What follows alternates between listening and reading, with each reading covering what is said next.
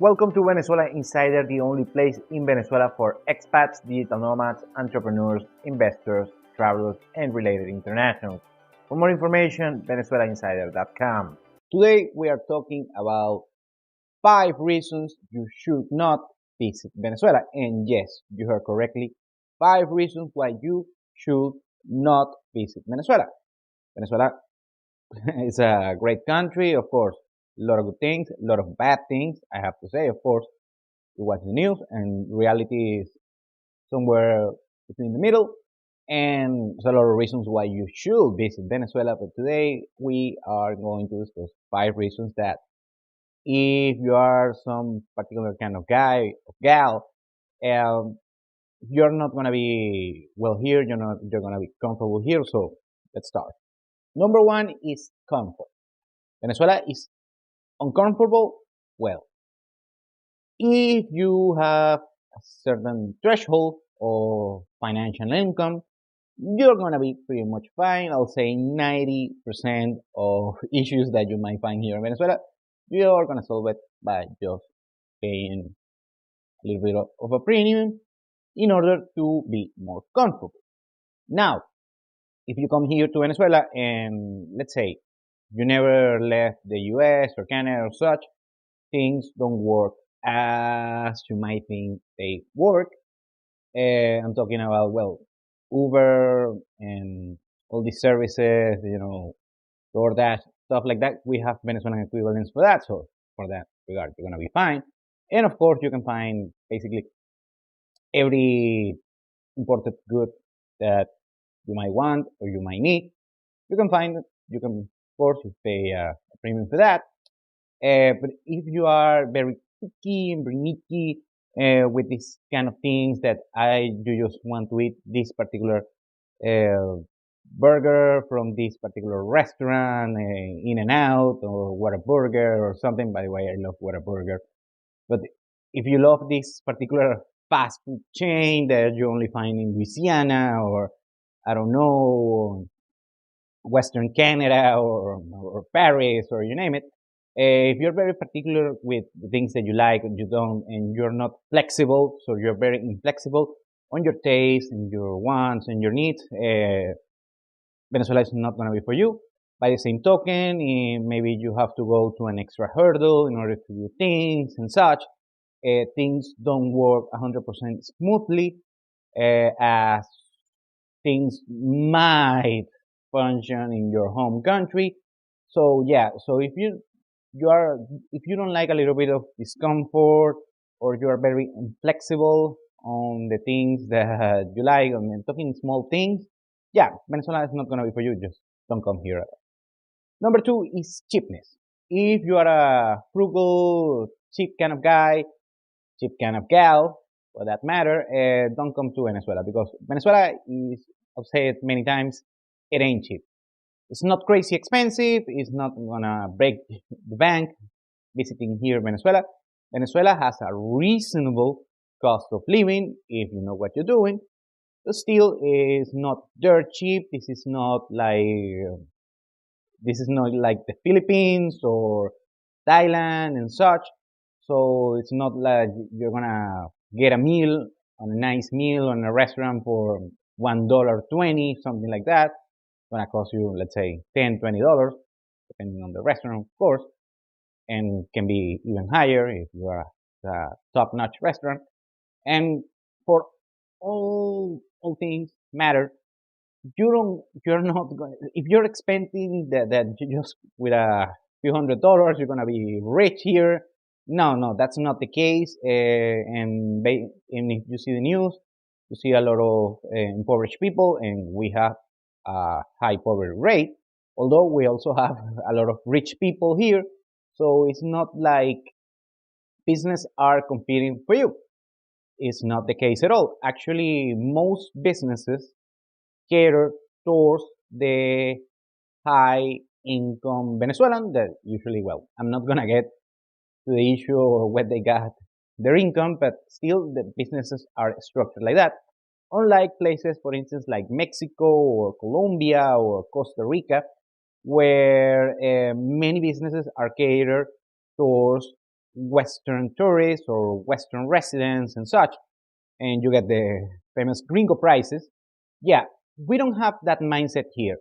Businesses cater towards the wealthiest Venezuelans, and Venezuelans that could be, they can have net worth of, let's say, 10 million, 20 million, 100 million, even billionaires, and they're not going to be impressed that an expat that makes 5K a month doing drop shipping or Amazon FBA or crypto trading or something like that. So if you think you're going to be a big shot just because you make a few grand a month, which is very respectable, very reasonable. Although it's not like you're going to be a big shot here, you can live very comfortable here with that, on that amount, that range, on those ranges. But it's not like you're going to be the big shot for that. And the other thing, on that regard, most for men, if you think that you come here and Venezuelan women are just going to impress because you make a few thousands of dollars, which for some women you're going to impress them, but women here, you're seeing them, are very beautiful, and if they really want to go to a rich guy, can just go to the wealthiest Venezuelan men. So if you think this is like the Philippines or Thailand, you get these cheap street, let's say, professionals, street professionals, well, you think it's going to be the same here in Venezuela? Well, you got another thing coming. Number three is laziness. If you're lazy, you're not gonna enjoy Venezuela a lot. I mean, you can come be lazy and come here to Venezuela. Still, you're not gonna enjoy your experience. For instance, if you want to go to, let's say, the Santo Ángel, the Angel Falls, to Canaima, stuff like that, it's a tiresome expedition. It's a beautiful, it's a life changing experience, and beautiful over there, and also it's not cheap to go there, although it requires some work to do, or maybe you want to go to many of the nicest places, I mean, the hidden gems of Venezuela, or you truly want to get the Venezuelan experience. If you're lazy, you're not gonna get it. First, because it requires some movement, some mobility, and number two is because it requires some social certitudeness that you need to be social aware, and it's something that you develop. I mean, it's not like you have to born with that, and little by little just been scaling up. However, if you are a lazy person and you are the kind of guy you just want to go to an all inclusive and everything being taken care of, which I respect if that's your preference. Although we have all inclusive resorts here in Venezuela, however, most of the experience is different from that. So if that's your thing, cool for you. But if you come here being with a lazy mindset, yeah, Venezuela is not going to be for you. You're not going to enjoy it. Number four, if you are close-minded.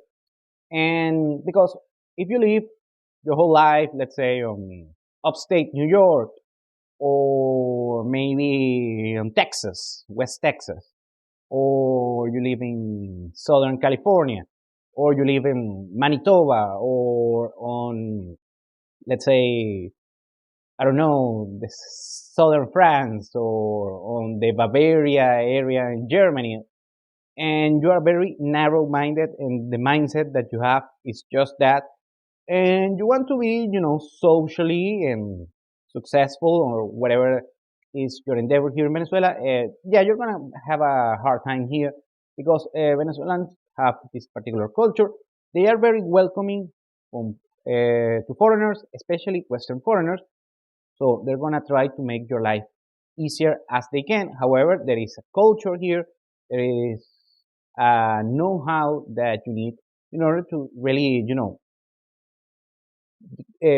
couple to the local situation. So if you have this very narrow mindset, and I'm not gonna throw names on particular places or particular countries, but I just wanna throw it out. For instance, Germans. Germans are very close-minded. I have to say, I have German clients, and it's hard for them, and I don't blame them. I mean, If that's your thing, very good. But you have to really get accustomed how things are here in Venezuela.